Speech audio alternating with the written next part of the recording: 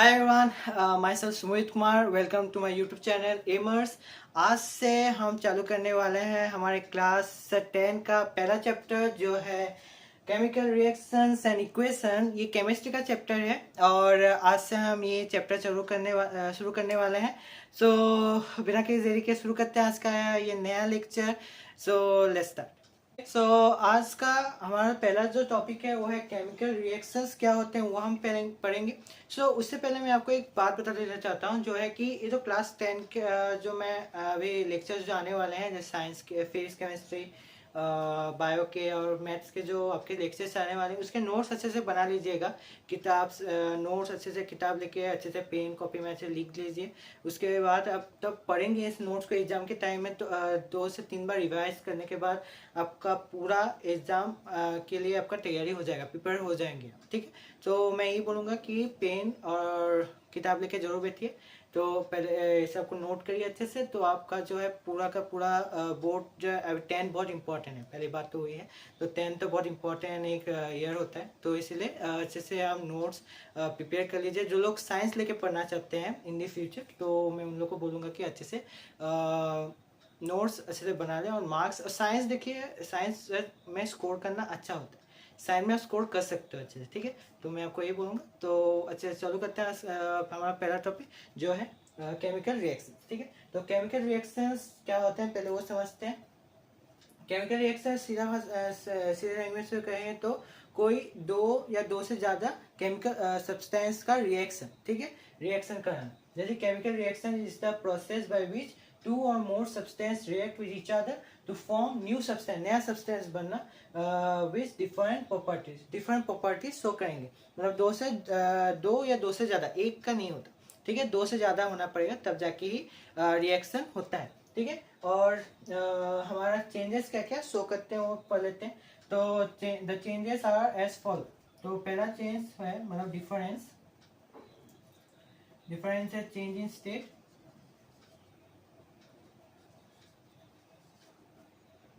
Second है हमारा change in temperature.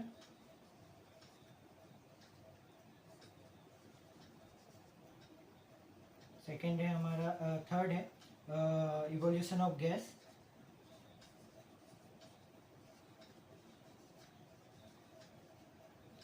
Fourth है फॉर्मेशन ऑफ पीपीटी। और फिफ्थ है हमारा change in colour.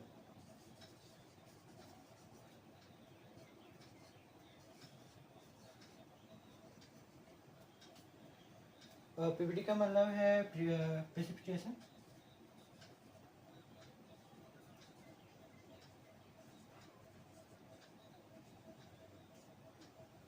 Precipitation spelling writing देख लेते हैं।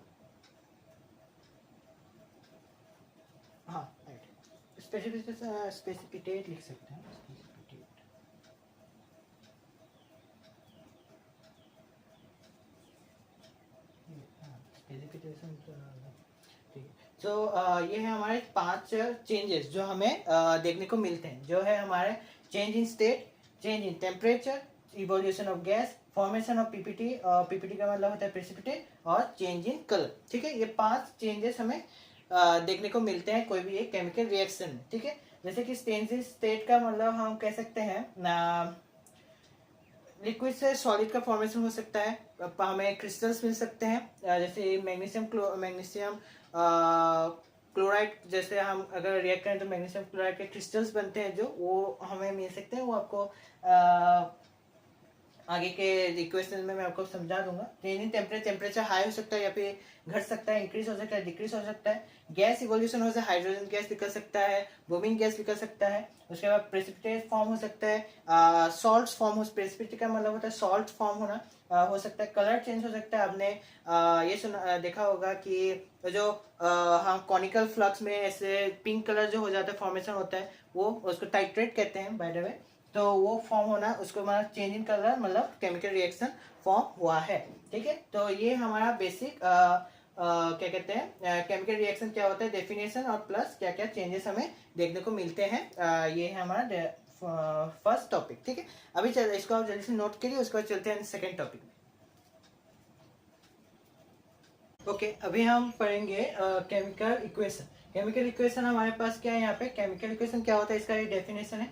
The chemical equation is a symbolic representation of a chemical reaction in the form of symbols and formulas. ठीक है, तो ये हमारा क्या होता है, इक्वेशन होता है जिसको हम केमिकल इक्वेशन से बोलते हैं। ठीक है, तो केमिकल इक्वेशन को जैसे कि एग्जांपल से आपको समझाते हैं, आपको और समझ आएगा। जैसे कि एग्जांपल ले लेते हैं, जो एनसीईआरटी में भी है, magnesium Mg plus oxygen gives magnesium oxide. ठीक है, ये सिंबल से मैग्नीशियम का Mg लिखते हैं प्लस ऑक्सीजन को O, उसके बाद MgO कहते हैं, M और G और मतलब ये प्रोडक्ट है और ये हमारा रिएक्टेंट। तो ये सिंबल्स है, मैं आपको at the end of the lecture में आपको सारे सिंबल्स आपको याद करा दूंगा, डोंट वरी अबाउट इट। ठीक है, तो मैं आपको बता दूंगा कि कौन सा सिंबल क्या कौन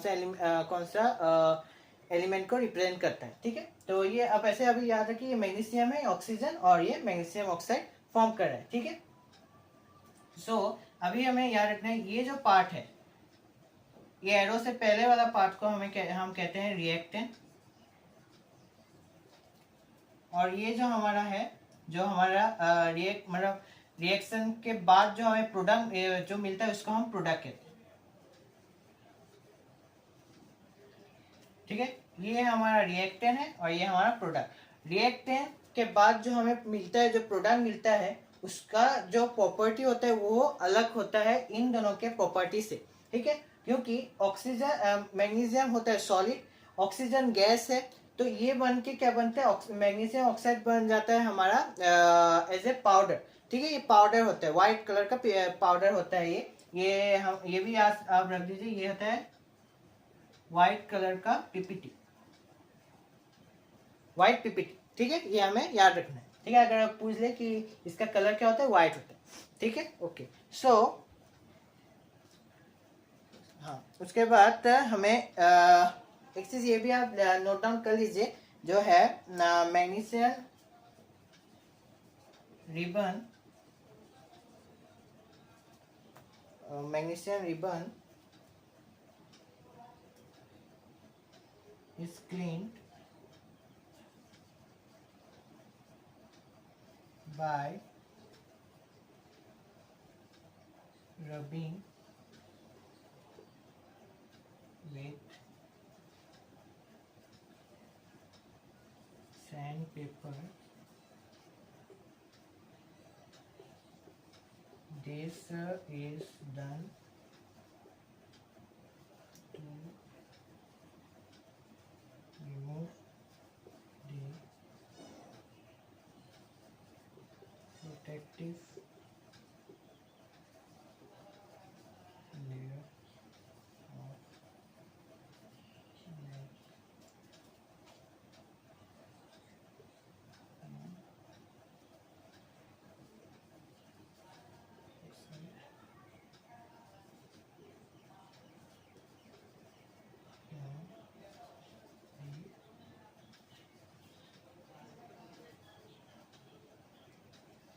surface of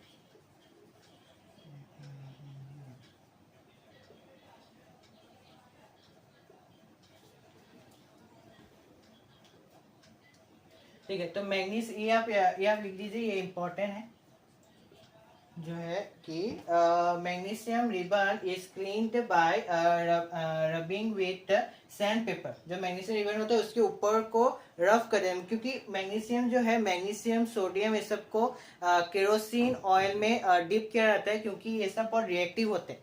ठीक है, ये रिएक्ट करते हैं ऑक्सीजन के साथ, इसीलिए इन सब को क्या कहते हैं, ऑयल में ल्यूब्रिकेट करके रखा जाता है। ठीक है, इसको ओपन एयर में नहीं रखा जाता। ठीक है, तो इसीलिए क्या कहते हैं, तब हमें एक मैग्नीशियम को हमने एक केरोसिन ऑयल से हमने निकाला, उसको हमने बाहर रखा, उसके ऊपर में एक लेयर होता है, उसको हम तब रफ करेंगे with the help of sandpaper, तो this is done to remove the protective layer of magnesium oxide. Magnesium oxide जो ऊपर में लगा हो, मतलब रिएक्ट किया होगा, उसको मतलब रिमूवर के लिए of the surface of the two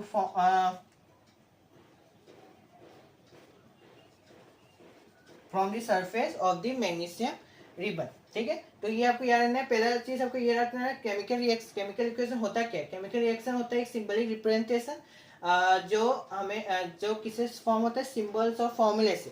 ठीक है, और इसका एग्जांपल हमने लिया मैग्नीशियम प्लस ऑक्सीजन, क्या देता है मैग्नीशियम ऑक्साइड, जो हमारा व्हाइट पीपीटी का व्हाइट पीपीटी फॉर्म होता है, व्हाइट पीपीटी कलर का होता है। ठीक है, व्हाइट कलर का होता है।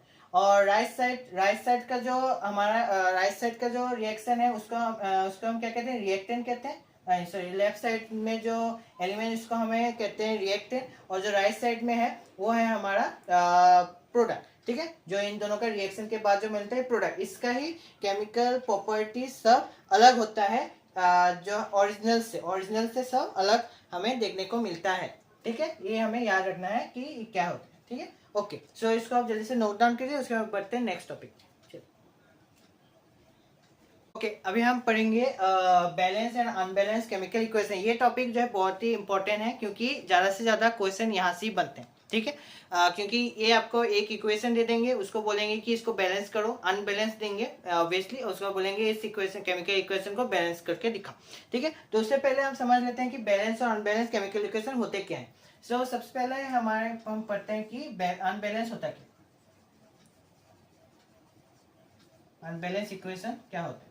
ठीक है, सो अनबैलेंस इक्वेशन ऐसे इक्वेशन होते हैं जिनके बोथ साइड में क्या होता है कि दोनों इक्वेशन ही बैलेंस नहीं है। ठीक है, इसका डेफिनेशन आप ये लिख सकते हैं, मैं लिख ही देता हूँ, has an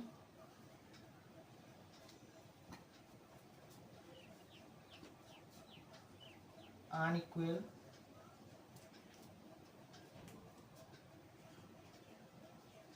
number of atom ऐसे atoms of one or more elements in the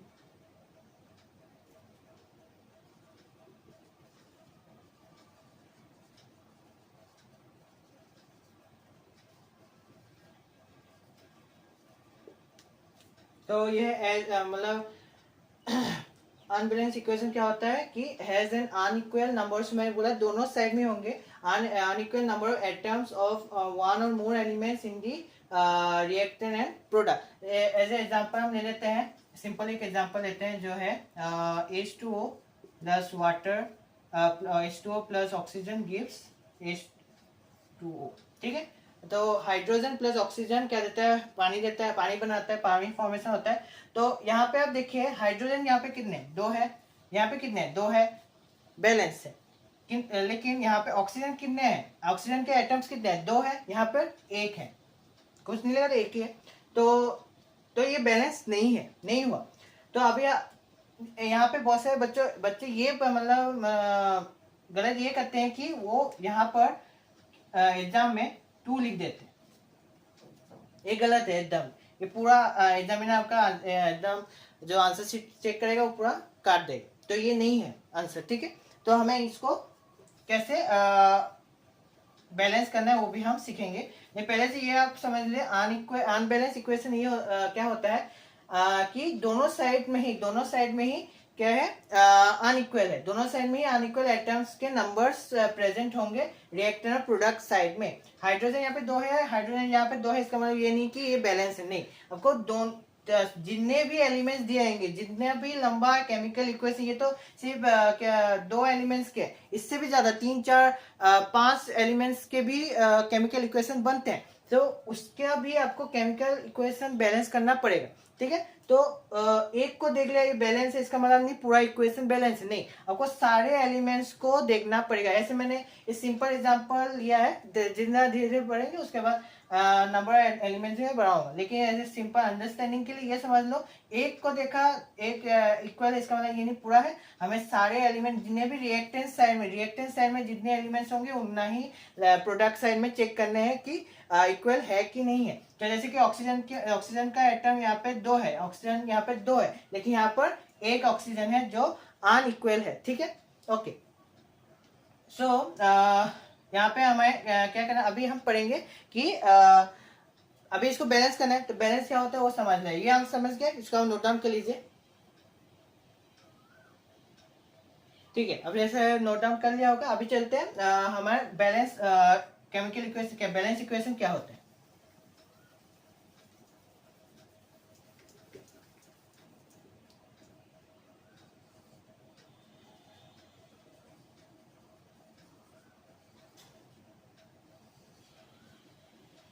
अभी हम पढ़ेंगे बैलेंस केमिकल इक्वेशन क्या होता है, ठीक है। तो बैलेंस केमिकल इक्वेशन जो आपने ऊपर लिखा वो नीचे का जो है, हम ये बैलेंस केमिकल इक्वेशन हम बनाते हैं।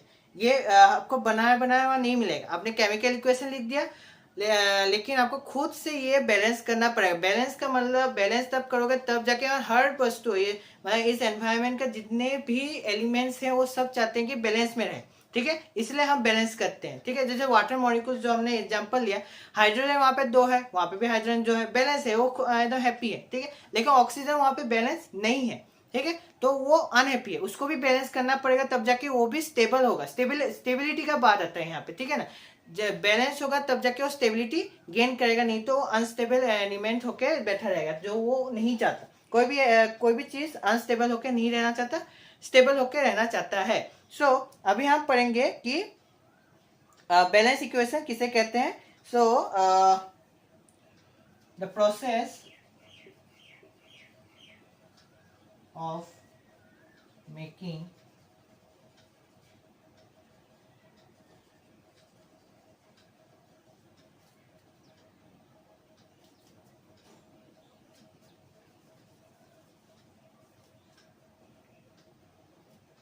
the number of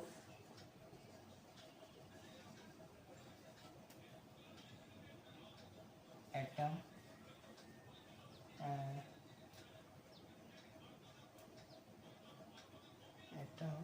equal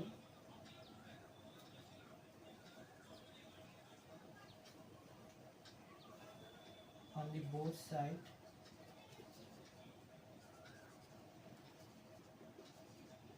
of the chemical,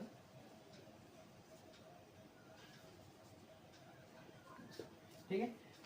देखो अब आपको मतलब बैलेंस इक्वेशन का शायद से आपको मिल जाए डेफिनेशन पूछने को, लेकिन ज़्यादातर आपको नहीं पूछते, आपको केमिकल इक्वेशन दे देंगे, उसको ही लिखने को बोलते हैं, तभी आप याद रख दीजिए क्या होता है कि नहीं, ठीक है। ओके, सो अभी हमने वहाँ पे क्या अनबैलेंस में क्या एग्जांपल लिया था, H2 plus O2 gives H2O, ठीक है, ये हमने लिखा था। यहाँ पे हमें क्या लिखा था, हाइड्रोजन, तो बैलेंस हमें इसको टच नहीं करना, लेकिन ऑक्सीजन यहाँ पे 2 है, यहाँ पे 1 है, ठीक है। लेकिन इसको यहाँ पे बहुत सारे बच्चे ये गलत करते हैं, यहाँ पे 2 लिखा है, यहाँ पे 2 लिख देंगे, ये एकदम ही गलत है, इसको नहीं करना है, ठीक है, एकदम ही मत करना। ये बहुत से करते हैं एग्जाम के टाइम में, वो सोचते हैं कि यहाँ पे 2 है, यहाँ पे 2 कर लेंगे तो बैलेंस हो जाएगा। नहीं, यहाँ पे हम कुछ भी नहीं लिख सकते, इस साइड में हम कुछ नहीं लिख सकते, हमें कोई भी चीज नीचे नहीं लिखना, कोई भी नंबर हमें नीचे नहीं लिखना, हमें सब कुछ यहाँ पे लिखना है, ठीक है। सो थोड़ा सा मैं इस साइड कर लेता हूँ इसको, H2 सब चीज हमें इस साइड में नंबरिंग करना है, जितना भी हमें इसको बढ़ाना है या फिर घटाना है, हमें सिर्फ यहाँ लिखना है, घटा नहीं सकते हैं, बढ़ा ही सकते हैं। इस साइड में हमें बढ़ाना है घटाना है, मतलब बढ़ाना है तो हमें यहाँ कुछ भी नंबरिंग चेंज नहीं करें, ये जैसा का है तैसा ही रहेगा। यहाँ पे 1 है तो ये 1 ही रहेगा, हमें जो भी करना है इस साइड में ही करना है, ठीक है।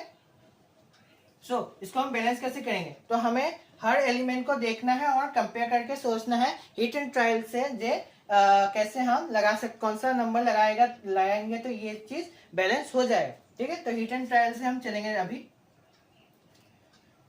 तो यहाँ पे देखिए हाइड्रोजन, ये बहुत ही इंपॉर्टेंट है, आपको अच्छे से समझना है, ठीक है। सो मैं बार बार ये कह रहा हूँ कि अच्छे से नोट्स लिखिए, ठीक है, नोट्स लिखिए, नोट्स लिखोगे तब जाके समझ आएगा, नहीं तो कुछ भी समझ नहीं आएगा, ठीक है, तो नोट्स लिखिए। ठीक है, ओके। सो अभी आते हैं हमें टॉपिक में, जो है हाइड्रोजन यहाँ पे दो है, यहाँ पे दो है। ठीक है, यहाँ पे समझ आया। ऑक्सीजन यहाँ पे दो है, यहाँ पे एक है। तो अभी हमें इसको कैसे बैलेंस करें? अगर मैं यहाँ पे 2 कर दूं, 2 कर दिया, तो यहाँ पे कितना है? यहाँ पे 2 2 जा 4, और यहाँ पे 2 1 जा 2, तो यहाँ पे 2 तो हो गया, ये हैप्पी। ठीक है, अभी हाइड्रोजन फिर से वो हैप्पी हो गया, अनस्टेबल होगा, क्यों? यहाँ पे 4 हो गया। तो अभी इसको भी हमें हैप्पी करना है, कैसे? यहाँ पे एक 2 जोड़ के हो गया। ठीक है, यहाँ पे 2 करेंगे तो 2 4 हो गया, यहाँ पे 2 1 हो गया, यहाँ फिर से ये पूरा चीज क्या हो गया? हमारा बैलेंस हो गया।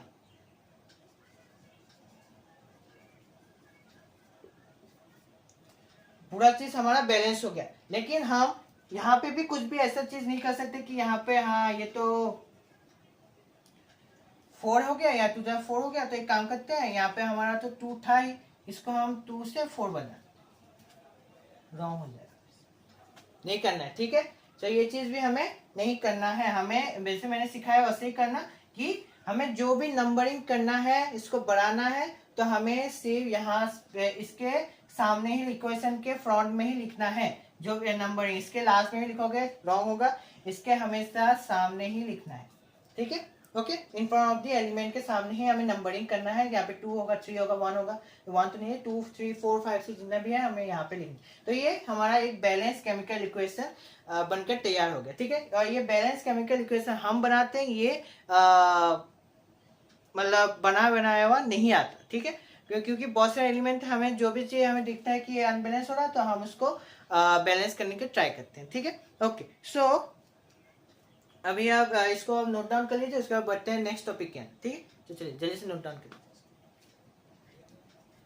ओके, अभी हम जो है पढ़ेंगे पीरियोडिक टेबल। इसको आप थोड़ा बहुत इसको आप नोट डाउन कर लीजिएगा, और इसको अभी आपको 20 तक ही याद करना है। उसके बाद तो आप 11 12 में जाओगे, तो तब आपको 30 तक याद करना है, 10 और याद करना पड़ता है। तो अब तक अभी तक आपको 20 तक ही याद करना पड़ेगा अच्छे से। ठीक है, अच्छे से इसको मेमोराइज कर लीजिएगा।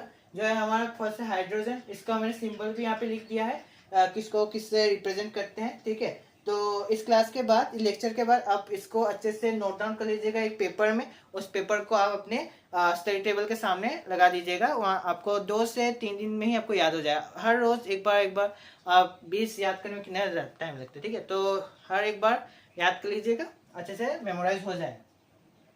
ठीक है, तो पहला चीज है हमारा hydrogen, lithium, hydrogen, helium, lithium, beryllium, boron, carbon, nitrogen, oxygen, fluorine, neon, sodium, magnesium, aluminium, silicon, phosphorus, sulphur, chlorine, argon, potassium, calcium. ठीक है, तो ये 20 तक आपको याद रखना है अच्छे से। तब उसके बाद आपका क्योंकि मैं अभी केमिकल इक्वेशन चालू करने वाला हूँ, जो इसके मतलब जितने भी इसके अंदर आते हैं, जैसे कि combined reaction, double displacement reaction, double displacement reaction, decomposition reaction, ये सब जो आने वाले हैं, तो इसी वजह से मैं आपको ये सब मेमोराइज करा देना चाहता हूँ, कि आपको कोई भी सिंबल के रिलेटेड कोई भी प्रॉब्लम ना हो, और आप अच्छे से समझ पाओ। ठीक है, तो जल्दी से इसको नोट डाउन कर लीजिए।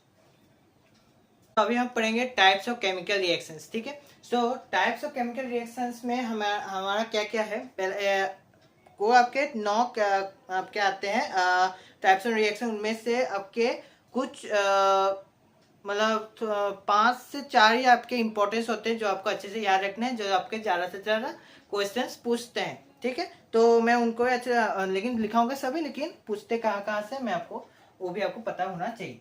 ठीक है, तो पहला है हमारा कम्बिनेशन कंबाइंड रिएक्शन,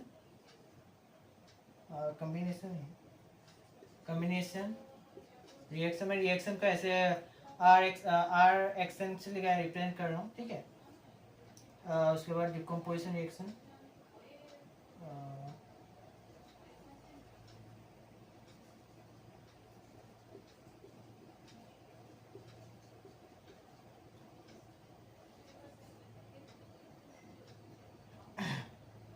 उसके बाद डिस्प्लेसमेंट,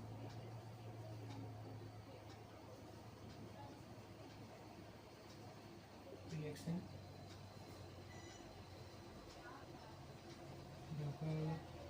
डिस्प्लेसमेंट रिएक्शन, उसके बाद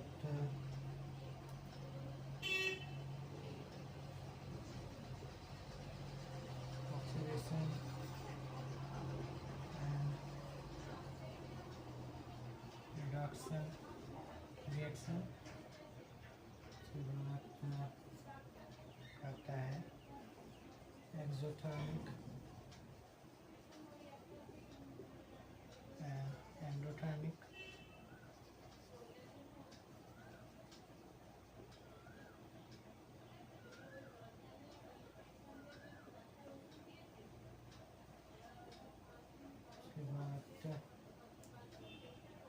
precipitation reaction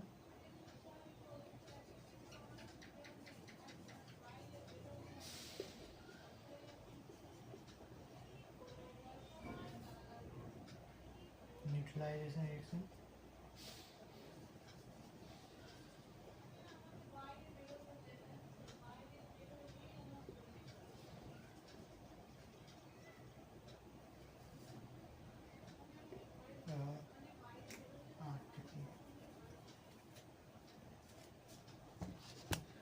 तो ठीक है, ये आपके हैं 8 मेन रिएक्शंस जो है combination reaction, decomposition reaction, displacement reaction, double displacement reaction, oxidation reduction reaction, exothermic endothermic, precipitation reaction और है न्यूट्रलाइजेशन रिएक्शन। ये आपके 8 रिएक्शंस है। इनमें से आपके ज्यादातर क्वेश्चंस आपके कंबाइंड रिएक्शन से पूछेंगे, डिस्प्लेसमेंट से पूछेंगे, डिस्प्लेसमेंट, डबल डिस्प्लेसमेंट, ठीक है। एक्सोथर्मिक एंडोथर्मिक से उतना नहीं पूछते, आपके मतलब ऑक्सीडेशन रिडक्शन से ज्यादा पूछेंगे, ठीक है। और ऑक्सीडेशन रिडक्शन से ज्यादा पूछेंगे, प्रेसिपिटेशन से नहीं पूछते। आपको एक्सोथर्मिक एंडोथर्मिक जो है रिएक्शंस बहुत छोटे छोटे होते हैं। न्यूट्रलाइजेशन रिएक्शन भी उतना कुछ नहीं पूछा जाता, लेकिन मैं आपको सारे ही पढ़ाऊंगा, लेकिन आपको मेन में बता देता हूँ कौन से ज्यादा इंपॉर्टेंस है और किनको ज्यादा आपको ज्यादा से ज्यादा फोकस में रखना है, ठीक है। पढ़ के आपको सभी जाना पड़ता है। एग्जाम में आप कोई भी चीज छोड़ के ना ही जाओ तो बेहतर है। मैं भी कभी छोड़ के नहीं जाता था, सभी पढ़ के जाता था। अभी उनमें से कुछ आ गया तो अलग बात, नहीं तो सभी पढ़ के जाता था, ठीक है। सो आपको मैं रिकमेंड करूंगा सभी पढ़ना, लेकिन मेन में नहीं है, ठीक है। ओके, सो अभी आप इसको नोट डाउन कर लीजिए सबसे पहले, उसके बाद हम इनके डिटेल्स में जाएंगे, कौन सा रिएक्शन क्या काम करते हैं। तो ठीक है, अभी हम पढ़ेंगे कॉम्बिनेशन रिएक्शन से। फर्स्ट हमारा जो पॉइंट है टाइप्स ऑफ रिएक्शन का, पहला रिएक्शन जो है हमारा कॉम्बिनेशन रिएक्शन। तो कॉम्बिनेशन रिएक्शन हमारा होता क्या है, उसको हम जल्दी से लिख देते हैं, दोस रिएक्शन इन विच, इसमें से दो से ज्यादा, तो टू और मोर एलिमेंट्स है, सब्सटेंस है, रिएक्टेंट्स लगते हैं, ठीक है। ये आप ऐसे आप याद रख सकते हो। प्रोडक्ट एक फॉर्म हो सकता है, लेकिन दो या दो से ज्यादा रिएक्टेंट्स लगते हैं इसमें। दोस reaction in which two or more substance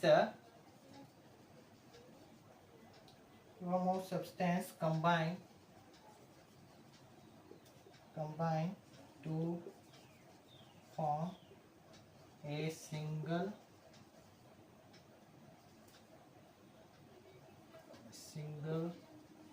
substance, ठीक है। इसको हमें कॉम्बिनेशन रिएक्शन कहते हैं, ठीक है। दो या दो से ज्यादा अगर सब्सटेंस कंबाइन होते हैं, उसको हमें क्या कहते हैं, कॉम्बिनेशन रिएक्शन। एग्जांपल लेते हैं जो हमने पहले लिया था। एग्जांपल Mg+O2 gives MgO, ठीक है। तो ये रिएक्शन क्या कहते हैं, बैलेंस है कि नहीं, देख लेते हैं। तो देख लेते हैं है कि नहीं। तो Mg तो था 1 है, ऑक्सीजन नहीं है बैलेंस, तो हमें इसको बैलेंस करना पड़ेगा। तो अगर मैं यहाँ पे 2 पुट करूँ तो यहाँ पे हो गया 2 बैलेंस, लेकिन यहाँ पे 2 नहीं है, तो यहाँ पे हम और 2 ऐड कर देंगे तो ये कंबाइन हो गया, ठीक है। सो यहाँ हमारा हो गया। इसको इस एलिमेंट को कहते हैं magnesium oxide. Magnesium plus oxygen combine हो क्या देगा आपका, मैग्नीशियम ऑक्साइड, ठीक है। ओके, सो हम और एक एग्जांपल्स लेंगे, जैसे कि carbon plus oxygen, carbon dioxide form, ठीक है। सो ये ये है हमारा बर्निंग ऑफ कोल, ठीक है।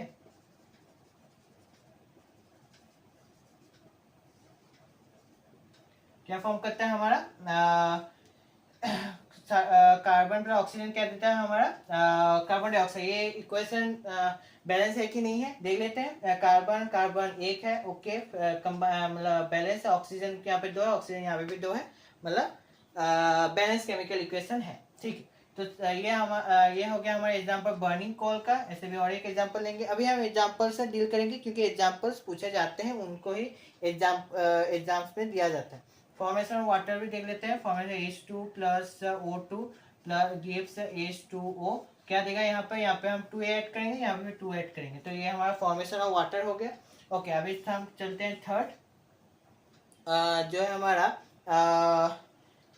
ये थोड़ा बड़ा होगा इक्वेशन, इसको भी आप थोड़ा सीख लीजिए। इंपॉर्टेंट इक्वेशन है, जो है calcium oxide plus H2O gives calcium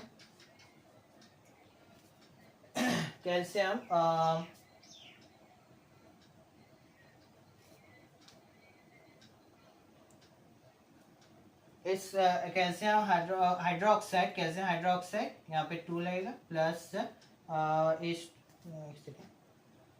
heat. सो ये जो हमारा कैल्शियम ऑक्साइड है ये हमारा सॉलिड है, ये हमारा लिक्विड, और ये जो फॉर्म हुआ ये हमारा एक्वास है, और ये हीट जनरेट हुआ। ये रिएक्शन आपको पता है, ठीक है। ये रिएक्शन क्या हम सबको पता है। आप चूना आपको पता होगा, इसको साइंटिफिक में कहते हैं स्लेक लाइम, ठीक है। इस एलिमेंट का नाम है स्लेक लाइम, इसको कैल्शियम हाइड्रोक्साइड कहा जाता है। और कैल्शियम ऑक्साइड तब वाटर के साथ रिएक्ट कर, चूना तब वाटर के साथ, आपको पता है। हाँ, अगर हम एक कंटेनर में चूना लेते हैं, उसमें पानी ऐड कर देते हैं, तो आपने देखा होगा कि बबल्स फॉर्म होने लग जाते हैं। क्यों? क्योंकि उसमें हीट फॉर्मेशन होने लग गया है, तो इसी वजह से, ठीक है। लेकिन इसी वजह से ये फॉर्म होता है और इसमें हमारा हीट जनरेट होता है। और ये एक्चुअली एक्सोथर्मिक एंडोथर्मिक का ही हमारा इक्वेशन, लेकिन ये कॉम्बिनेशन में भी आता है, ठीक है। वैसा ही कॉम्बिनेशन जो है एक इनिशियल स्टेट है, इनिशियल एक इंट्रोडक्शन है जो केमिकल रिएक्शंस क्या होते हैं उसको पढ़ाने की। सो ये हमारा हो गया। उसके बाद हम चलते हैं नेक्स्ट टॉपिक में। इसको आप और एक चीज लिख सकते हैं ये स्लेक लाइन के ऊपर, और एक इसका रिएक्शन, जैसे कि जब भी हम हाइड्रोजन इसको अगर हम फिर से रिएक्ट करें,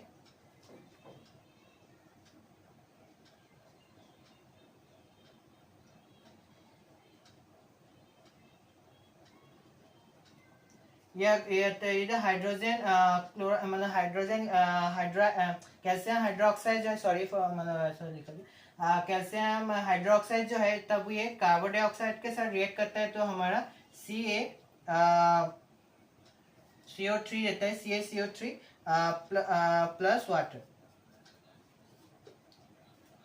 प्लस वाटर फॉर्म करता है, ठीक है। ये जो स्लेग लाइम है ये हमारा व्हाइट वर्ड्स के लिए काम आता है, जो कहते हैं हम व्हाइट वर्ड्स जो होता है जो दीवारों में किया जाता है उसके लिए।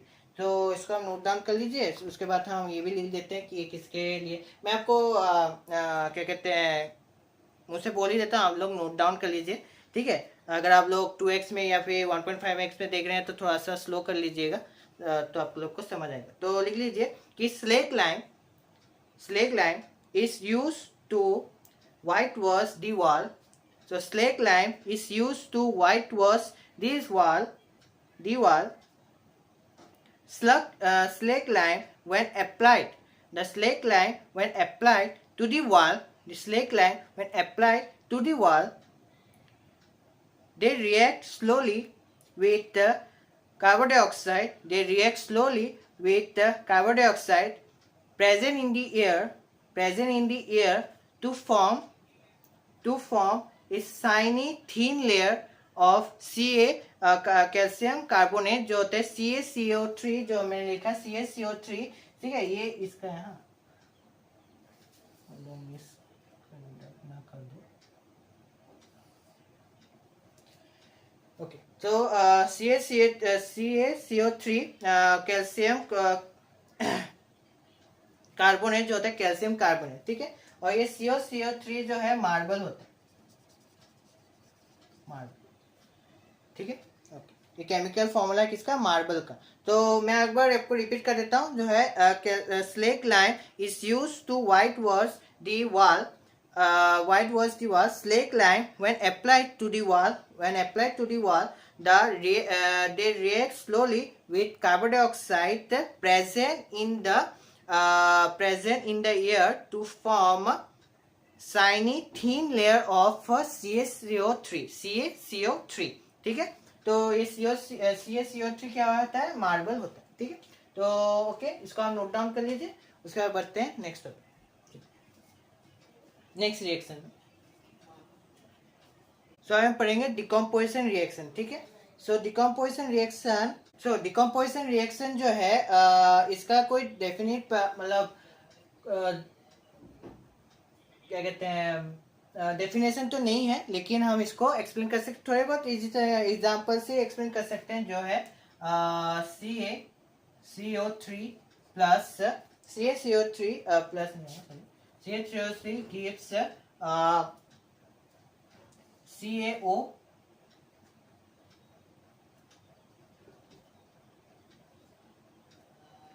प्लस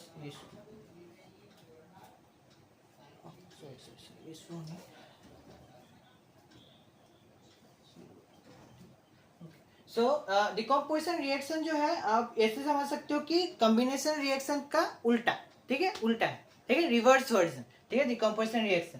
क्योंकि यहाँ पे आप देखिए कि डिकम्पोजिशन रिएक्शन क्या हो रहा है, यहाँ पर एक एलिमेंट से हम एक रिएक्टेंट से हमें दो प्रोडक्ट्स मिल रहे हैं।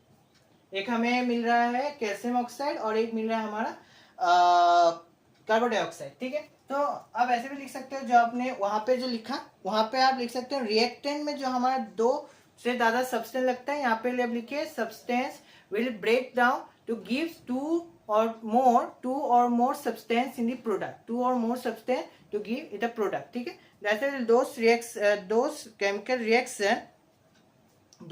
Reaction in which two or more substance are formed in the product, two or more substance to form in the product by the decomposition of the reactant, from decomposition of the reaction, ठीक है, reactant। तो हम ये लिख सकते हैं, ठीक है। तो ये हमारा सिंपल एक एग्जांपल था। और एक एग्जांपल हम ले सकते हैं PbNO3,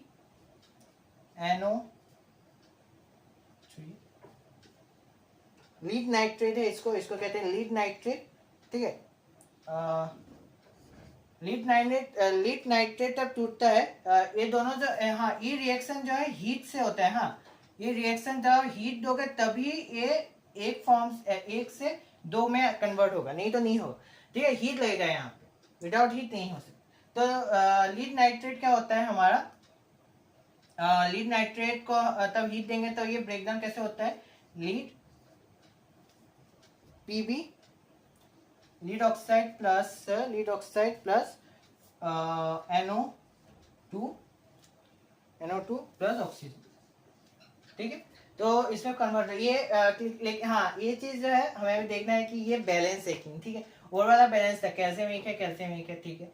कार्बन एक है, ऑक्सीजन यहाँ पे 3 है, ऑक्सीजन 1 2 3, ठीक है। यहाँ पे 1 है, यहाँ पे 2 है, तो 3 बन है, ठीक है। ओके, तो यहाँ पे देखेंगे अभी ये बैलेंस है कि नहीं, ठीक है। सो यहाँ पे देखते हैं पीवी कितने, पीवी एक है, ठीक है। यहाँ पे ऑक्सीजन कितने हैं, ऑक्सीजन यहाँ पे 5 है, रिएक्टेंट में 5 है, 2 यहाँ पे नहीं, 5 नहीं है, 6 है, यहाँ पे 6 है। यहाँ पे देखते हैं 1 2 3 4 5, यहाँ पे 5 है, ठीक है। तो हमें यहाँ पर यहाँ पे 5 और हाँ, यहाँ पे देख नाइट्रोजन यहाँ पे 2 है, यहाँ पर 1 है। तो यहाँ पे हमें कुछ ना कुछ करना पड़ेगा, करते हैं। सबसे पहले यहाँ पर अगर मैं 2 करूं, यहाँ पे 2 कर दिया, तो 2 करने से यहाँ पे 2 यहाँ पे 2 6 हो गए, तो 6 ऑक्सीजन हमारे कंप्लीट हो गए। लेकिन यहाँ पे लीड यहाँ पे 2 है, तो यहाँ पे भी 2 करना पड़ेगा। लेकिन हाँ, 2 करने के बाद फिर से नहीं ठीक है, 2 यहाँ पे कर लिए तो ये हो गया, ठीक है। अभी नाइट्रोजन देखते हैं, नाइट्रोजन यहाँ पे कितने हो गए, नाइट्रोजन यहाँ पे दो दो हो गए, तो दो और यहाँ पर चार, तो चार करना पड़ेगा यहाँ पे। और ऑक्सीजन भी यहाँ पर हमारा ज्यादा होगा, क्योंकि यहाँ पे दो तीन छः और छः और दो हमारे 12 हो गए, ठीक है। तो 12 होने के बाद तो हमें यहाँ पे भी यहाँ 4 अगर करेंगे तो 4 करने के बाद, हाँ, तो 4 करने के बाद यहाँ पे चार, यहाँ पे चार नाइट्रोजन, यहाँ पे भी चार नाइट्रोजन, उसके बाद यहाँ पे ऑक्सीजन कितने हो गए, चार, 8 9 10 11 12, तो यहाँ भी 12 हो गए, ठीक है। ऑक्सीजन यहाँ पे बैलेंस, हाँ ठीक। चलो, तो ये बैलेंस इक्वेशन कैसे किया मैंने कि यहाँ पे पहले देखो कि कौन सा आप ले सकते हो। पीबी को पहले आप इसको देखें, तो इसको अभी आप 2 करके यहाँ पे 2 पुट किए, उसके बाद ऐसे करके करके आपको देखना है कि बैलेंस हो रहा है कि नहीं। उसके बाद लास्ट में जाके वेरीफाई करिए बैलेंस हो गया। हीट एंड ट्रायल मेथड से आप जा सकते हैं, ठीक है। ये एक होगी, ओके। तो मैं आपको डेफिनेशन में लिखे देता हूँ। Dose reaction in which 2 or more substance in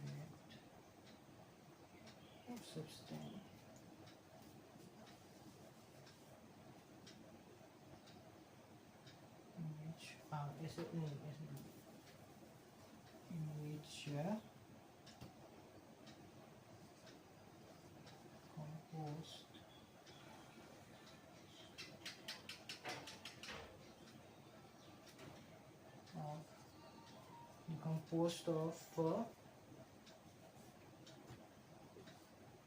composed of one substance to give 2 or more substance in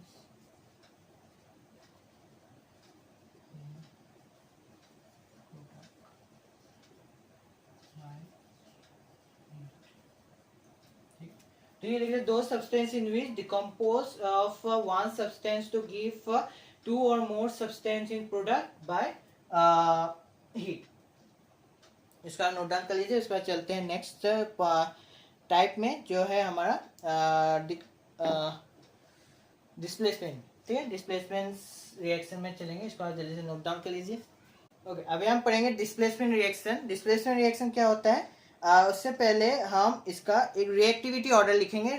displacement reaction reactivity order में चलते हैं। सो हम क्या कहते हैं, मोस्ट रिएक्टिव से जाएंगे।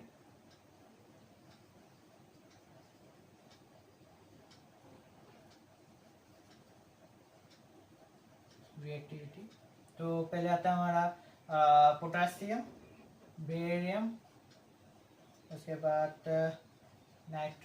Sodium, calcium, magnesium, aluminium, zinc, टेनियम, chromium, iron, निकल, टीन, पीबी, लीड, हाइड्रोजन, और नहीं है तो छोटा का लिखते आप लोग को भी समझ नहीं आएगा ना। हाँ, तो एक काम करते हैं, ऐसे लिखते हैं।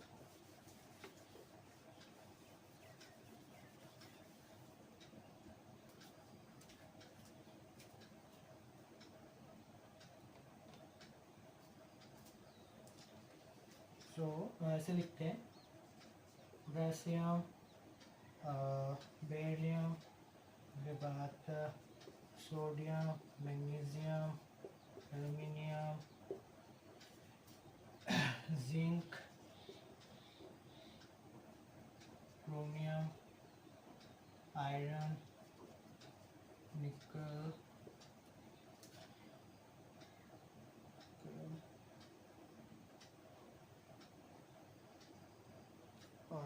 आयरन, कैडमियम,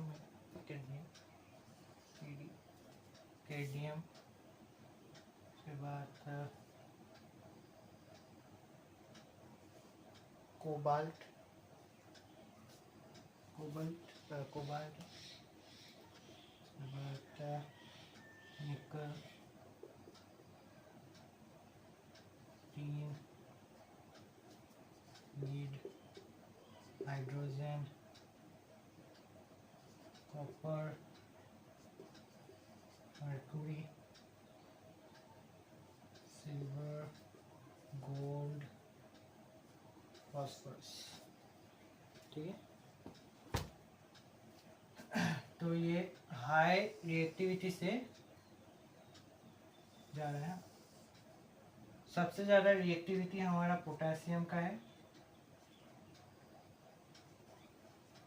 मोस्ट रिएक्टिव में आते हैं, रिएक्टिविटी में मोस्ट रिएक्टिव, और फॉस्फोरस इज लीस्ट रिएक्टिव।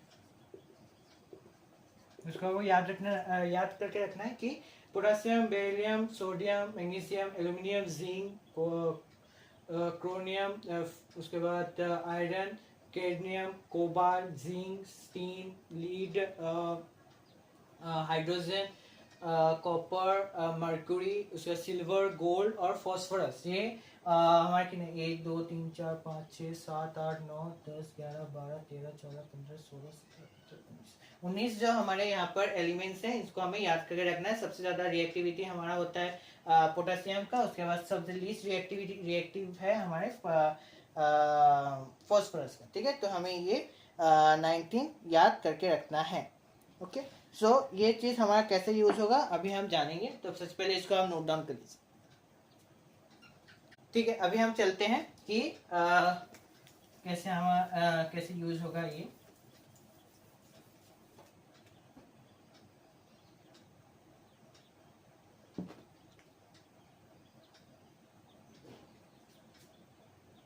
तो एग्जाम्पल से जाएंगे हम, पहले एग्जाम्पल से समझाएंगे। सो एग्जाम्पल हम लेते हैं Ag silver nitrate NO2 sorry NO3 plus copper Gibbs. अभी यहाँ पे देखिए गिब्स। ठीक है, तो यहाँ पे सबसे ज्यादा रिएक्टिविटी कौन सा है, रिएक्टिव ज्यादा कौन सा है, मैंने रफ करके नीचे लिखना चाहिए। ठीक है, कोई बात नहीं। यहाँ पे सबसे ज्यादा रिएक्टिव कौन सा है, सबसे ज्यादा रिएक्टिव है कॉपर, उसके बाद आता है सिल्वर। ठीक है, कॉपर सबसे ज्यादा रिएक्टिव होता है। तो कॉपर के साथ ये सिल्वर ये नाइट्रेट जो है रिएक्ट करेगा, जो होगा CuNH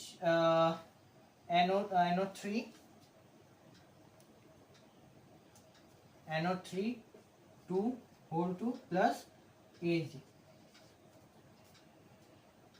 ठीक है, तो ये बन गया हमारा डिस्प्लेसमेंट रिएक्शन। डिस्प्लेसमेंट रिएक्शन ये होता है, डिस्प्लेसमेंट रिएक्शन में जो सबसे ज्यादा रिएक्टिव होगा वो लीस्ट रिएक्टिव एलिमेंट को निकाल देगा और वो उसके जगह बैठ जाएगा। ठीक है, तो ऐसे सिंपल एग्जांपल है इंस्टाग्राम रील में देखा था, जो रिप्लेस कर देता है। ठीक है, जो ये इसका बॉयफ्रेंड मतलब ये इसका बॉयफ्रेंड है, तो उसके बाद इसको इससे ज्यादा बेहतर और स्ट्रॉन्ग मिल गया, तो इसने इसको रिप्लेस कर दिया। ठीक है, तो सही इमोशन है लेकिन हुई। सो यहाँ पर कॉपर क्या सबसे ज्यादा कॉपर रिएक्टिव है इससे सिल्वर से, तो इसलिए इसको इसने रिप्लेस कर दिया, इसके पास ज्यादा शक्ति इससे, तो इसको इसने मार पीट के इसको हटा दिया, तो इसको ये मिल गया और ये भी इसके साथ खुश है, तो इसके साथ बॉन्ड बना के ये हैप्पी है। तो लेकिन ये क्या कहते हैं बैलेंस नहीं, तो बैलेंस कर लेंगे, यहाँ पे 2 होगा क्योंकि और यहाँ पे भी 2। अब देख लीजिए कैसे है, लेकिन हाँ यही है। ठीक है, मैंने तो आपको एक्सप्लेन कर दिया, तो आप देख लीजिएगा अच्छे से खुद से काम करके कि हाँ मैंने ठीक लिखा है, लेकिन मैंने ठीक ही लिखा है। ठीक, चल अभी नेक्स्ट और एक हम एग्जांपल लिखेंगे, जो है Fe plus H2O gives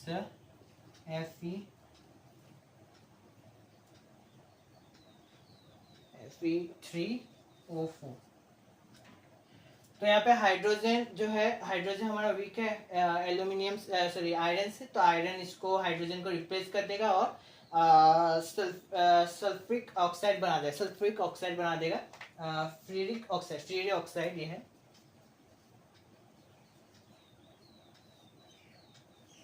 फ्रीरिक oxide form हो जाएगा। ठीक है, सो ये हमारा बैलेंस बैलेंस नहीं है, एक सेकेंड, हाँ ये बैलेंस नहीं है, यहाँ पे 2 होगा और यहाँ पे 4। ठीक है,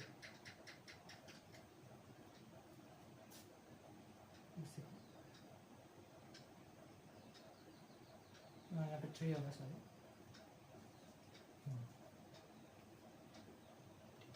तो यहाँ पे फेरिक, यहाँ पे आयरन 3 एलिमेंट है और यहाँ पे जाके ये बैलेंस हो गया। ओके, अभी चलते हैं नेक्स्ट टॉपिक जो है डबल डिस्प्लेसमेंट। इसका डेफिनेशन आपको अगर याद करना है तो ऐसे लिख सकते हैं कि those reaction in which high reactive element replace the weak reactive element to form the chemical compound in the products है। ऐसे मैं लिख देता हूँ those reaction in which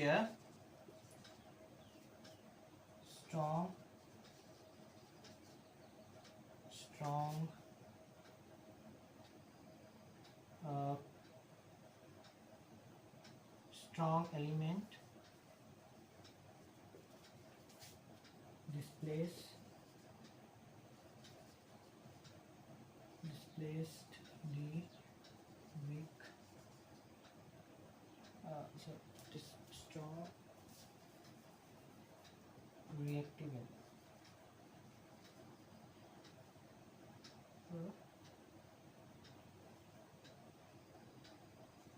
strong reactive element displace the weak reactive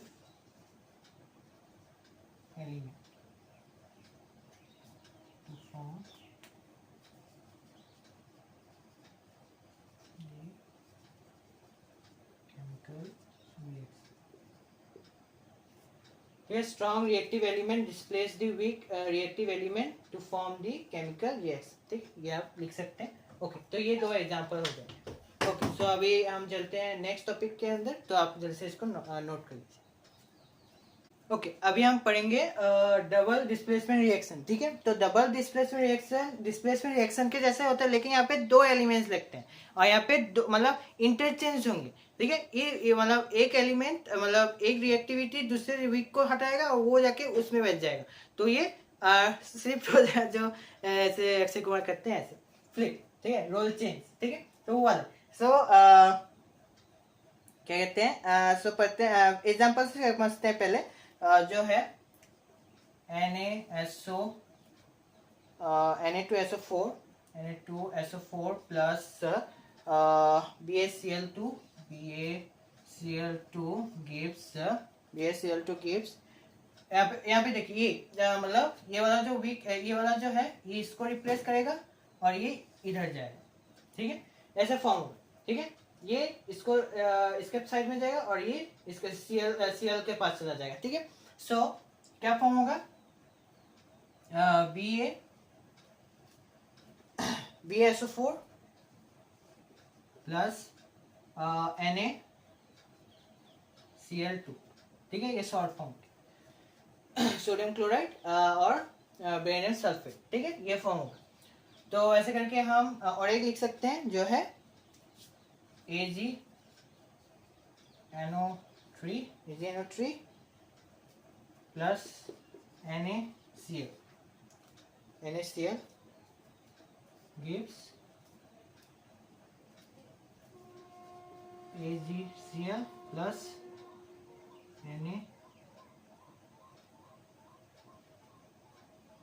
AgCl और NaNO3 2 नहीं होगा sir,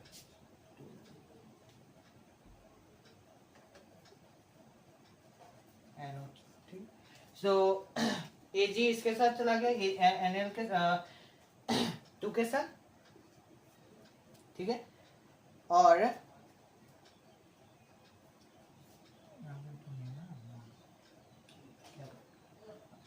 यहाँ सॉरी मैंने गलत लिख दिया था, गलत। ठीक, ओके, सो AgNO3 प्लस NaCl क्या हो जाएगा, यहाँ पे हो जाएगा और NaCl जो है NO3 के पास रिएक्ट करेगा। ठीक है, और एक रिएक्शन फॉर्म करेगा। ओके, प्रोडक्ट फॉर्म हो जाएगा। ठीक, अभी हम चलते हैं नेक्स्ट। हाँ, इसका अगर डेफिनेशन लिखना चाहो तो ये लिख सकते हो। हाँ, एक चीज़ है कि ये हमारा प्रेसिपिटेट, प्रेसिपिटेट हमारा ये है, और ये भी प्रेसिपिटेट है, ये प्रेसिपिटेट, सॉरी ये प्रेसिपिटेट नहीं है, ये प्रेसिपिटेट, ये दोनों प्रेसिपिटेट, ठीक है। और एक हम लिख सकते हैं जो है के आई प्लस PbNO3 to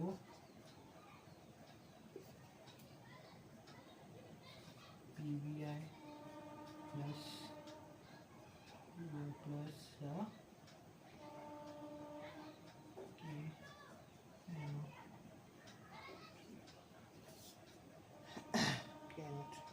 तो ये हमारा बैलेंस में 2 और यहाँ भी 2।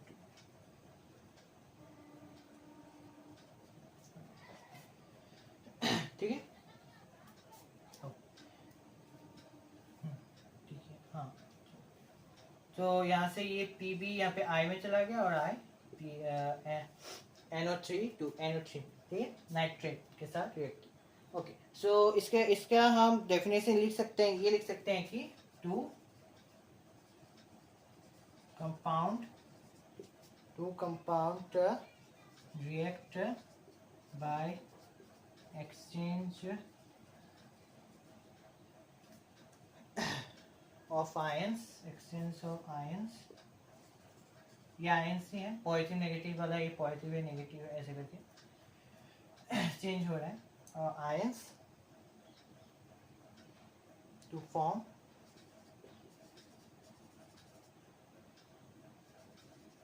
New compound.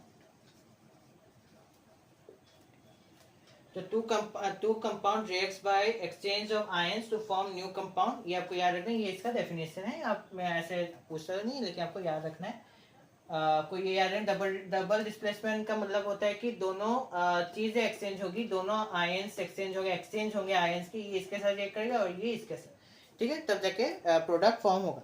ओके, अभी चलते हैं, अभी जल्दी से इसको नोट डाउन कर लीजिए, उसके बाद चलते हैं नेक्स्ट रिएक्शन के तरफ। सो अभी हम पढ़ेंगे exothermic reaction and endothermic reaction. सबसे पहले समझ लेंगे एक्सोथर्मिक क्या होता है। एक्सोथर्मिक का मतलब होता है एनर्जी रिलीज करना, इन the formation of the product energy release करेगा। और एंडोथर्मिक का मतलब होता है रिएक्शन से एनर्जी एब्जॉर्ब करना, ठीक है। तो जो हमने स्लेग लाइम जो हमें पढ़ा था, जो था हमारा कैल्शियम हाइड्रोकार्बन जो था, वो एनर्जी रिलीज कर रहा था, तो वो था एक्सोथर्मिक प्रोसेस, एक्सोथर्मिक रिएक्शन था, ठीक है। तो अभी हम पढ़ेंगे ये दोनों के वजह से क्या होता है, उसके बाद इसके एग्जांपल्स। तो सबसे पहले हम इसके डेफिनेशन लिखेंगे एक्सोथर्मिक का। So the reaction in which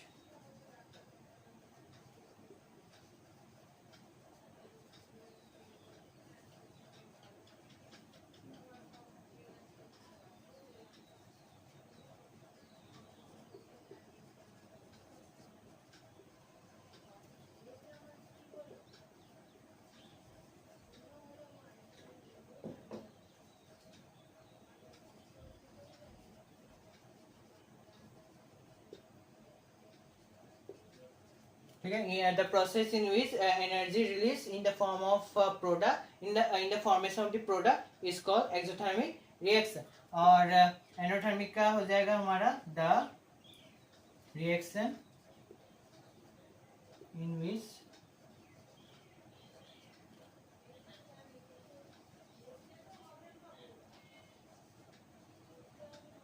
absorb from the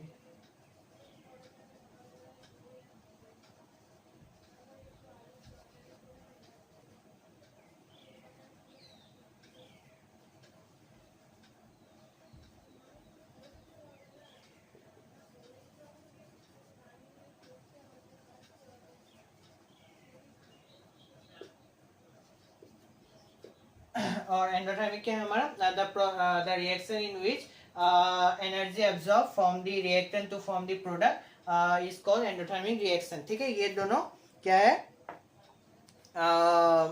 definition से।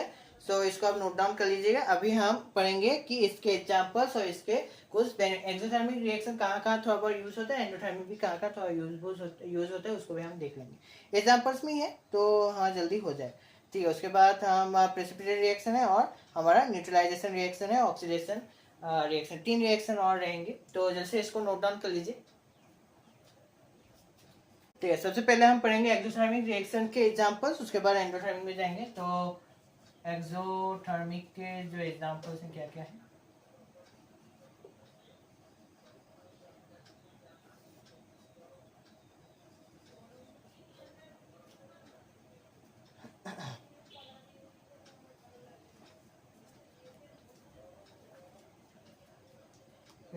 पहला है हमारा ऑक्सीडेशन ऑफ मीथेन, मतलब कंबसन रिएक्शन जो होता है, जो CH2 प्लस CH4 मीथेन का CH4 plus oxygen gives carbon dioxide plus water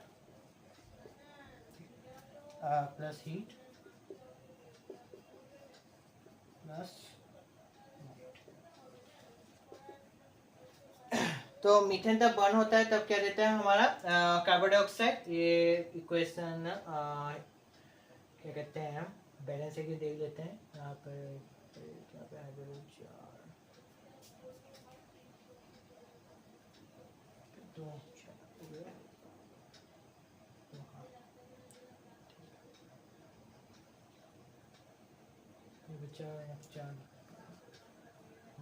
ठीक। तो यहाँ पे तब मीथेन तब बर्न होता है, CH4 मीथेन होता है। मीथेन तब क्या कहते हैं ऑक्सीजन के साथ रिएक्ट करता है तो क्या कहते हैं carbon dioxide plus water plus heat plus light. ठीक है, जो हमारे मीथेन जो प्रोडक्शन होता है, जैसे आपने देखा होगा बायोगैस, बायोगैस में क्या होता है मीथेन रहता है। मीथेन जब ऑक्सीजन के साथ रिएक्ट करता है तो हमें क्या होता है बायोगैस मिलती है। बायोगैस से हम क्या कर सकते हैं, हमारे जो गैस स्टोव है उसको चालू कर सकते हैं, उससे हम हीट निकाल सकते हैं। ठीक है, तो ये सब चीज, तो इसको हम कहते हैं combustion reaction,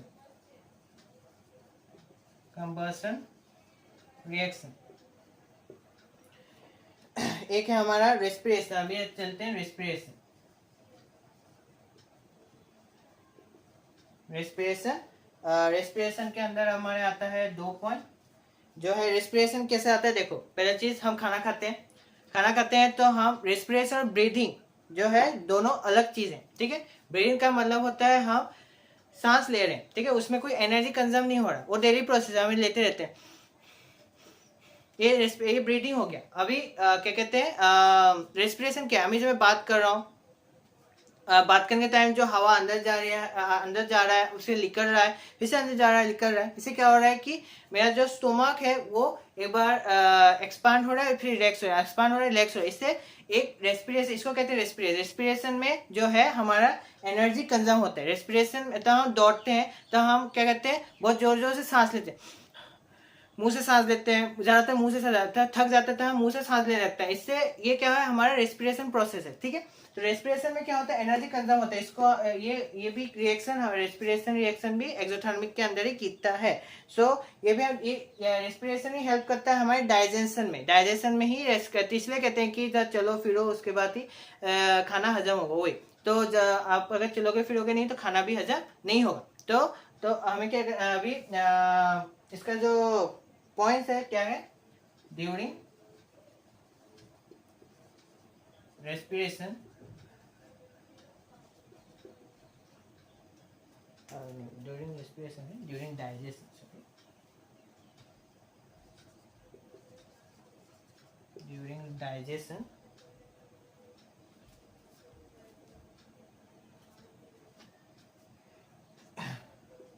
the food is broken.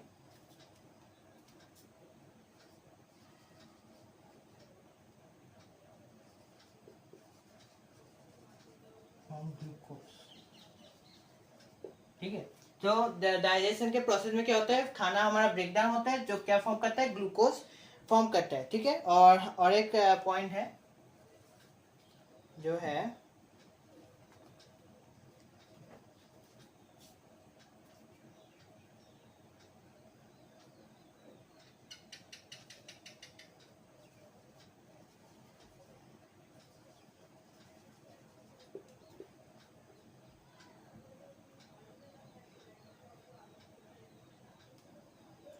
glucose combined with oxygen in the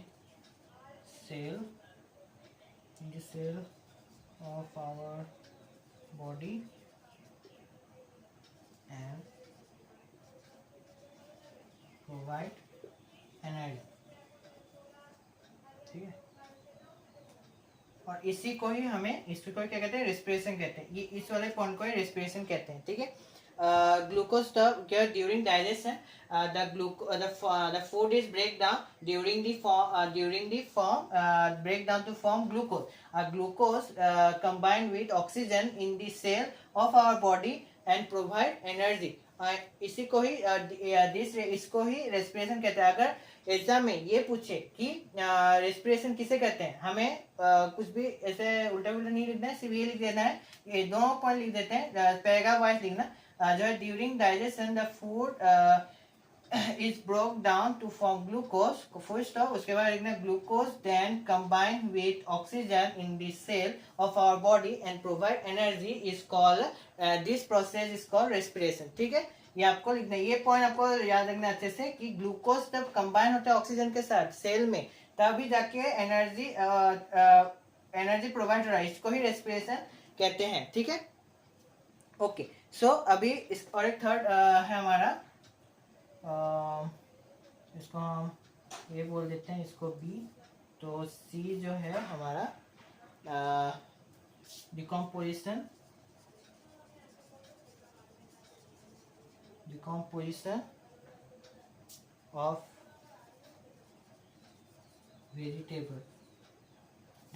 of vegetable matter vegetable matter into compost.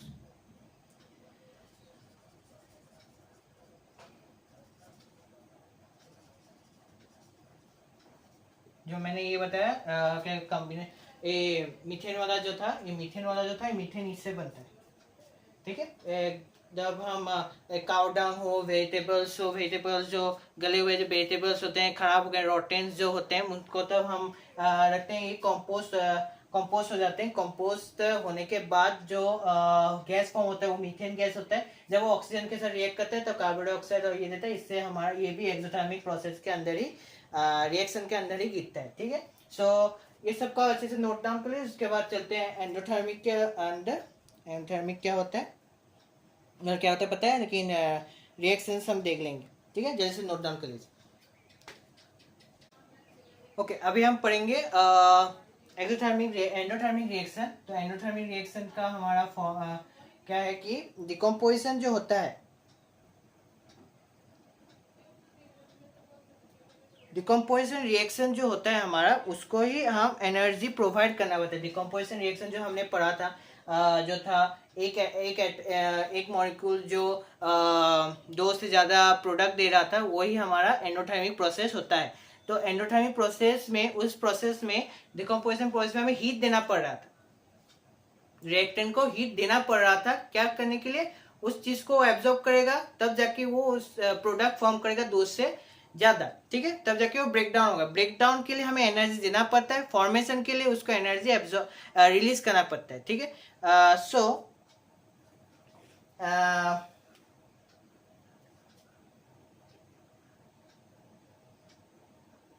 तो हम ऐसे ये वाला मतलब लिख सकते हैं कि BaOH2 plus 2NH4Cl gives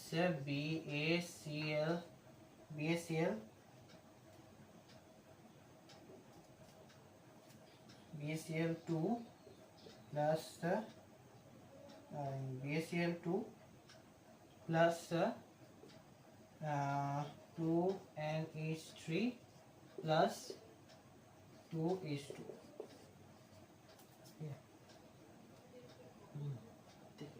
सो यहाँ पे क्या हो रहा है, एनर्जी देना पड़ रहा है. यहाँ पे लिखना पड़ेगा आपको कि आप ये एरो ड्रॉ करोगे, यहाँ पे लिखना पड़ेगा हीट.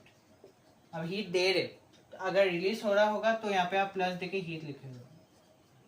ये आपका एक्सोथर्मिक में हो रहा होगा. एंडोथर्मिक में आपको हीट देना पड़ता है तो आपको यहाँ पे हीट लिखना पड़ेगा कि आपको यहाँ पे हीट देना पड़ेगा, ठीक है। जनरली नहीं लिखने से भी होता है, लेकिन अगर आपको पता है कि रिएक्शन ये रिएक्शन अगर एग्जाम में दे रहे तो आप लिख दोगे तो एग्जामिनर को भी लगेगा आपको पता है, ठीक है। तो मार्क्स आपको कहीं से भी नहीं कटेंगे, ठीक है। एग्जामिनर हमेशा सोचता है किस तरीके से हम मार्क्स काट सकते हैं इस एक स्टूडेंट का, तो वही सो आप लिख दोगे तो नहीं कटे। चलो ठीक। और एक है डिकम्पोजिशन ऑफ सिल्वर ब्रोमाइड। तो सिल्वर ब्रोमाइड का जो है AgBr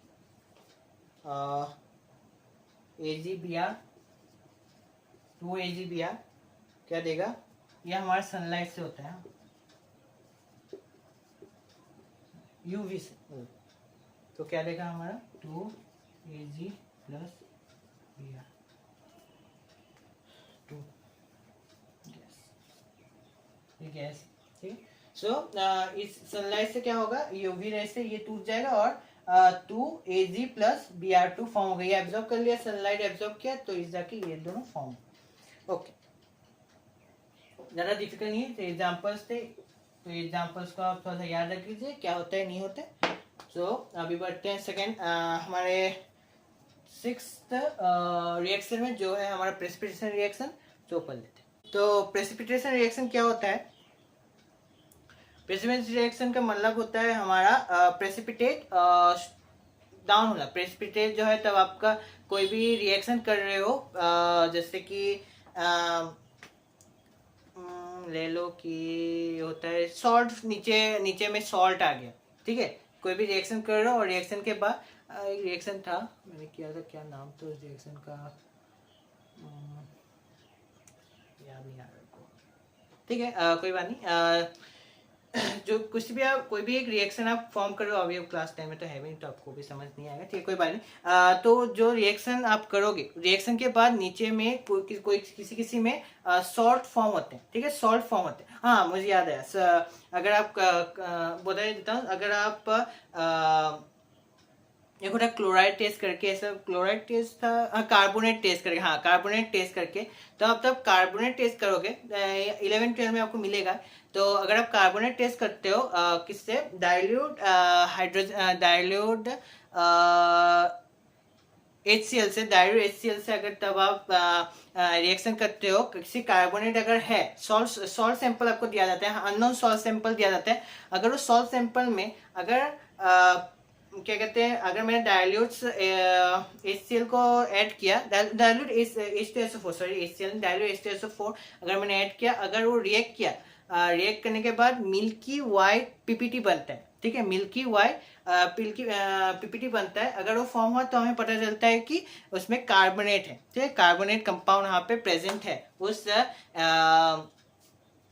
क्या कहते हैं सॉल्ट सैंपल में, इसका हमें समझ आता है उस सॉल्ट सैंपल में कार्बोनेट प्रेजेंट है। ये आपको मिलेगा क्लास 11-12 में, ये भर भर के केमिस्ट्री के पूरे आपको 2 साल आपको यही करना पड़ता है। अन्य एक सॉल्ट दे देंगे और बोलेंगे अभी टेस्ट करो, बताओ इसमें क्या क्या एसिड रेडिकल बेसिक रेडिकल है, ठीक है। अभी हम उसमें बात नहीं करेंगे, लेकिन मैं आपको समझा दे रहा हूँ कि क्या पीपीटी क्या होता है, जो वाइट मिल्की टाइप जो हमें देखने को मिला वही प्रेसिपिटेट है, ठीक है, वही प्रेसिपिटेट है, वही ऑब्जर्वेशन हम कह सकते हैं, वही प्रेसिपिटेट है।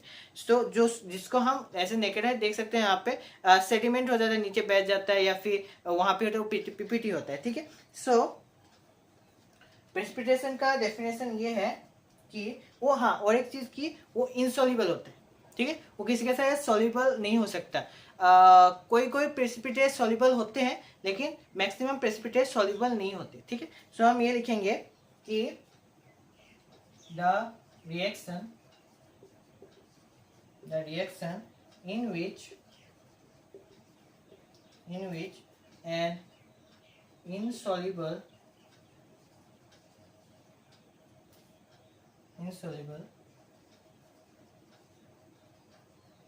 substance is called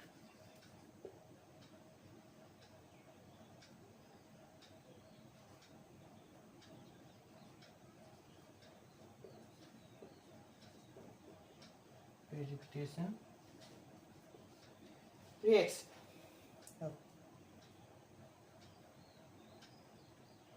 और जो इनसॉल्युबल होता है, जो इनसॉल्युबल सब्सटेंस है, इसको ही प्रेसिपिटेट कहा जाता है। ठीक है, एग्जांपल ले लेते हैं जो है NaCl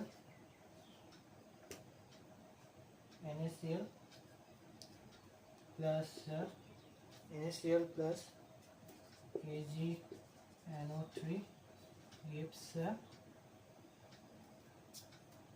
NaCl NaHO3 plus 3 plus AlCl ये प्रेसिपिटेट AgCl प्रेसिपिटेट है। ठीक है, और ये रिएक्शन का नाम बताइए क्या है, कौन सी रिएक्शन?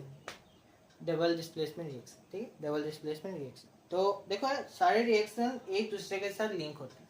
ठीक है, आप जितने भी आप पढ़ोगे उसने के साथ ही आपको एक दूसरे का लिंक मिलेगा। डबल डिस्प्लेसमेंट, डिकम्पोजिशन, कंबाइन तो ये भी कंबाइन ही है, ये कंबाइन रिएक्शन ही है।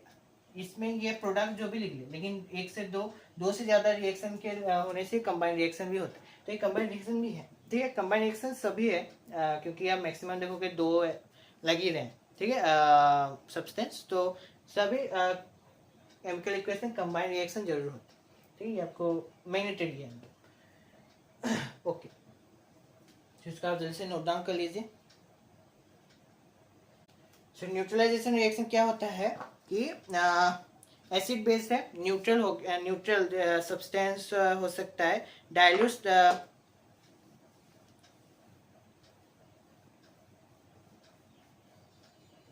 ठीक। सो न्यूट्रल सब्सटेंस जैसे कि एसिड और बेस। ठीक है, आप ले लीजिए जो हम सॉल्ट खाते हैं, जो हम खाने में यूज करते हैं, जो सॉल्ट है वो उसको तो हम पानी में डिजोल्व करेंगे, वो एसिड होता है, सोडियम एसिड तो नहीं होता, लेकिन बहुत सारे सॉल्ट जो होते हैं वो एसिड्स होते हैं। तब हम उसको पानी के साथ रिएक्ट करते हैं तो न्यूट्रल बन जाते हैं और फॉर्म करते हैं न्यूट्रलाइजेशन रिएक्शन। ठीक है, डाइल्यूट हो जाना ही उसको न्यूट्रलाइजेशन रिएक्शन कहा जाता है।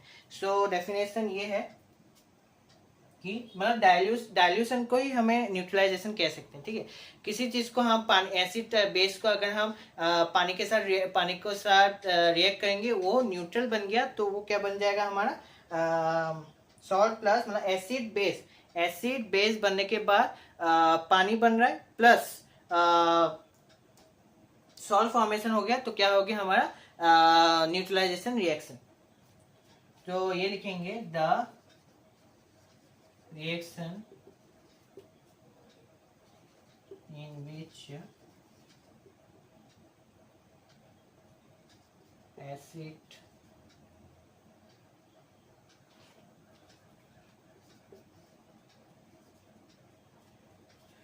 acid react with base to form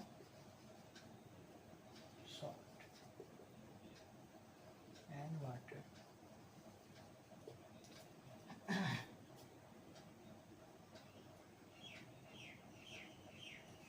Essentially in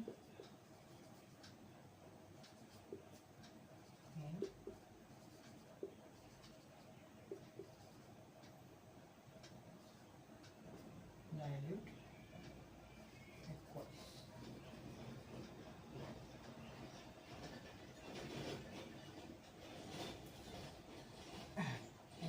Solution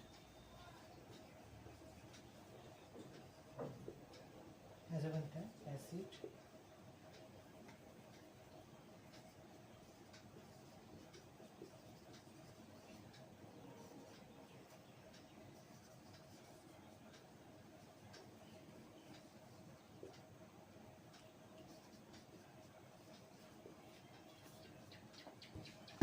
तो ये बनता है आपका neutralisation reaction, the reaction in which acid reacts with base to form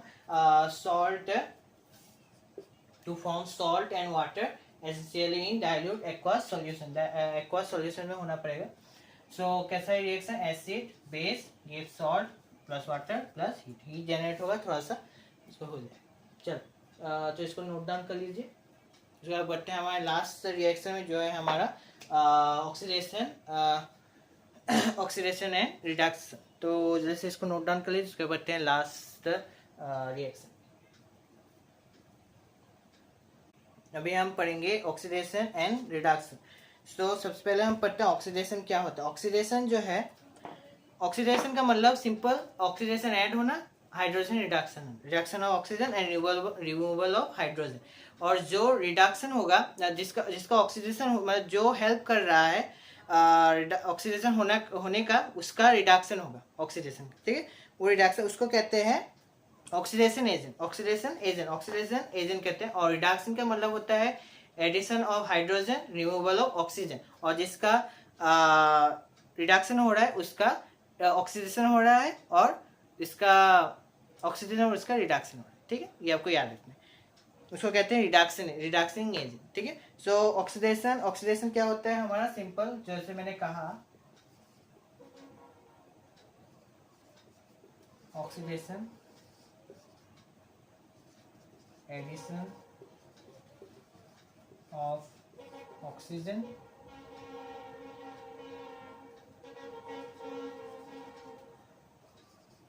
removal of hydrogen.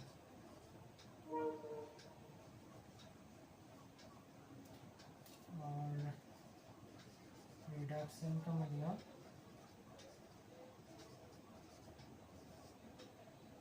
Addition of hydrogen और रिमूवल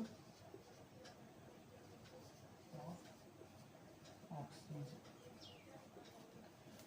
ठीक है। तो ऑक्सीजन का मतलब होता है addition of oxygen, removal of hydrogen. Reduction का मतलब होता है addition of hydrogen, removal of oxygen, ठीक है। सो इसका एग्जांपल है, इसका अगर एग्जांपल देखें, जो है CO2 प्लस 2CU, ठीक है। यहाँ पे हीट, तो यहाँ पे देखिए क्या हुआ, ऑक्सीजन ऐड हुआ, एडिशन ऑफ ऑक्सीजन हो गया, ठीक है। और यहाँ पर, हाँ, तो यहाँ पे रिमूवल हाइड्रोजन तो नहीं है, तो हाइड्रोजन के बाद निकल, लेकिन एडिशन ऑफ क्या हो गया हमारा, ऑक्सीजन। और इसका अगर एग्जांपल देखें, जो है CuO copper sulphate, copper oxide plus hydrogen gives Cu plus H2O। ये बैलेंस है, हाँ बैलेंस तो है, ठीक। सो यहाँ पे क्या हो रहा है, addition of hydrogen, addition of hydrogen, removal of oxygen, oxygen remove हो गई, ठीक है, ओके। इसको नोट डाउन करिए। इसके बाद एजेंट्स पढ़ते हैं, एजेंट्स क्या होता है, ऑक्सीडेशन, ऑक्सीजनिंग एजेंट और रिडक्सिंग एजेंट, ठीक है। तो नोट डाउन कर लीजिए जल्दी से, पॉज करके।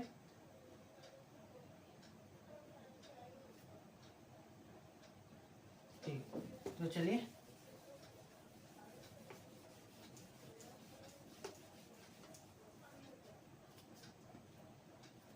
तो oxidising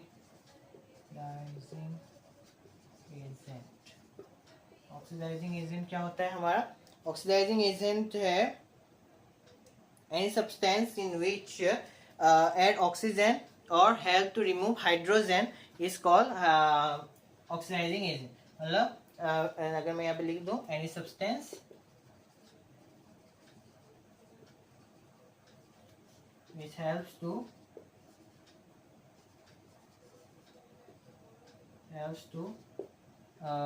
add oxygen and remove hydrogen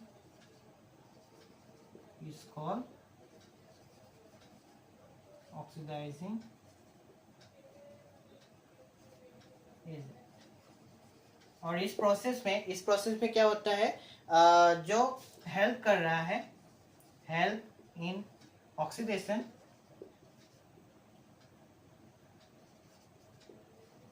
but reduce itself.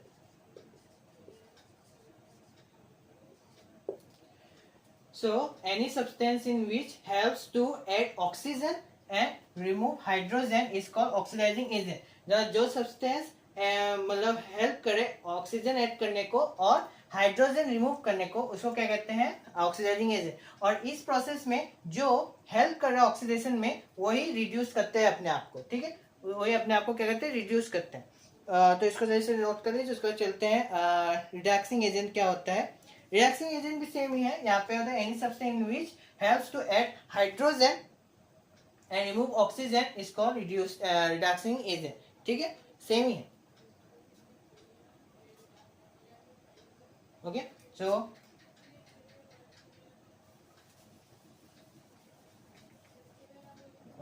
यहाँ पे से हमें एनी सब्सटेंस यहाँ पे add hydrogen and remove oxygen.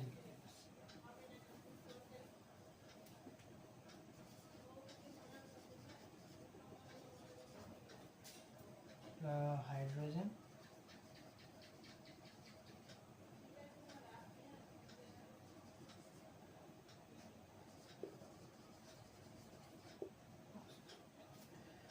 तो ये होता है हमारा हाइड्रोजन ऐड करना और रिमूवल ऑफ ऑक्सीजन जो हो, उसको कहते हैं हमारा रिड्यूसिंग एजेंट.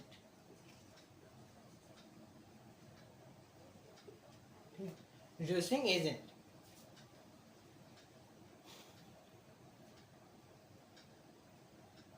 ओके, नोट कर लीजिए.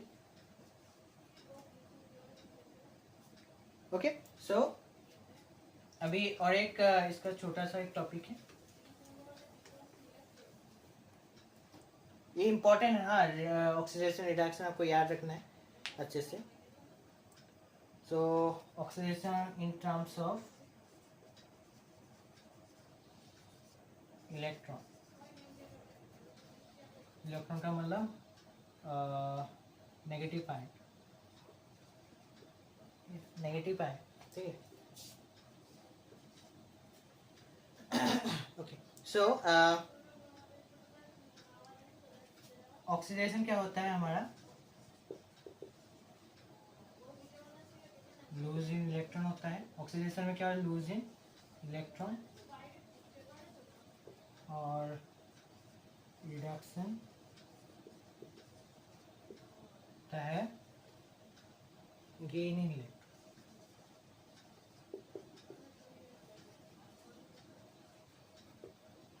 ऑक्सीडेशन में क्या होता है? हाइड्रो मतलब इलेक्ट्रॉन लूज होता है, और रिडक्शन में क्या होता है? इलेक्ट्रॉन गेन होता है. ठीक है, इसमें कमता है, इसमें बढ़ता है. ये आप याद रखिए. ठीक है, ओके. ठीक है, thank you for attending my first lecture of chemical equations and chemical reactions and equation. ये चैप्टर बहुत ही ज़्यादा इंपॉर्टेंट है, और आज जो मैंने आपको पढ़ाया है उसको आप अच्छे से नोट डाउन कर लीजिएगा. जो रिएक्शंस थे, केमिकल इक्वेशंस क्या थे, और सबसे ज़्यादा इंपॉर्टेंट जो टाइप्स ऑफ रिएक्शंस थे उनको, और जो पीरियडिक टेबल मैंने आपको दिया था उनको भी अच्छे से आपको नोट डाउन कर लेना है. और जो आपको मैंने कहा था कि एक पेपर में, एक सीट में आपको क्या करना है? लिख देना है सारे के सारे केमिकल के मतलब एलिमेंट्स के नाम, और उनको आपको दीवार में आपकी स्टडी टेबल के सामने चिपका देना है. और हर बार 1-2 बार आप उसको रिवाइज करोगे तो ऑटोमेटिकली आपको याद हो जाएगा. और अभी से याद करके रख दोगे तो और अच्छा ही है. ठीक है, तो उसके बाद इसके और ज़्यादा टॉपिक्स नहीं है, 1-2 ही टॉपिक है जो हम अगले लेक्चर में कवर अप कर लेंगे. सो मिलते हैं अगले वीडियो में. तब तक के लिए goodbye and see you later. Keep watching and stay safe.